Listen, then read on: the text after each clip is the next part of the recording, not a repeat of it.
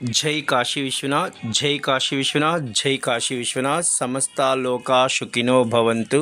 నమస్తే మీ చంద్రశేఖర్ మహాదేవ్, వారణాసి కాశీ నుంచి. కాశీలో అయోధ్య అనగా కాశీలో లేని క్షేత్రాలు, తీర్థాలు, పీఠాలు, కుండాలు, కూపాలు ఇలా ఎన్నో ఎన్నో ఎన్నో గొప్ప శక్తిగల ఆధ్యాత్మిక మూల కేంద్రాలకు మూలం కాశీ. అందులో ఒకటి అయోధ్య అనగా కాశీలో సప్త మోక్షపురములు అనగా 7 భారతదేశంలో ఉన్నటువంటి సప్త మోక్షపురములు కాశీలోనే ఉన్నవి.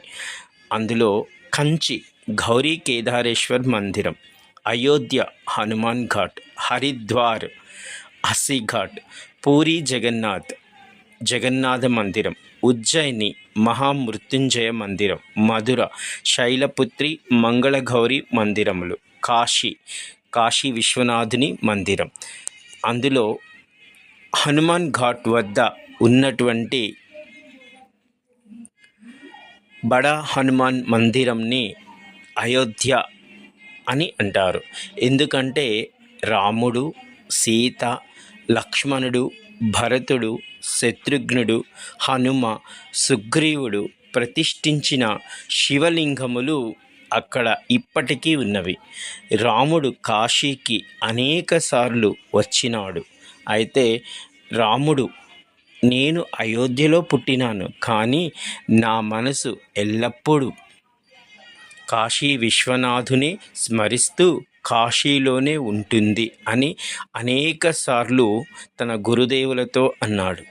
అందువలన హనుమాన్ ఘాట్లో ఉన్నటువంటి రాముడు, సీత, లక్ష్మణుడు, భరతుడు, శత్రుఘ్నుడు, హనుమ, సుగ్రీవుడు ప్రతిష్ఠించిన శివలింగముల దర్శనము, పూజ, అభిషేకం, సాధనలు మొదలగునవి త్రికరణ శుద్ధిగా చేసిన ఎడల అయోధ్యలో రాముని అనుగ్రహము ఏ విధంగా మనం పొందగలమో అదేవిధంగా కాశీలో ఈ హనుమాన్ యొక్క ఘాట్కు వెళ్ళి అయోధ్య వెళ్ళిన ఫలితాన్ని సప్త మోక్షపురిలో ఒక పురి యొక్క ప్రాధాన్యతను మనము మన యొక్క ఖాతాలో వేసుకోవచ్చు.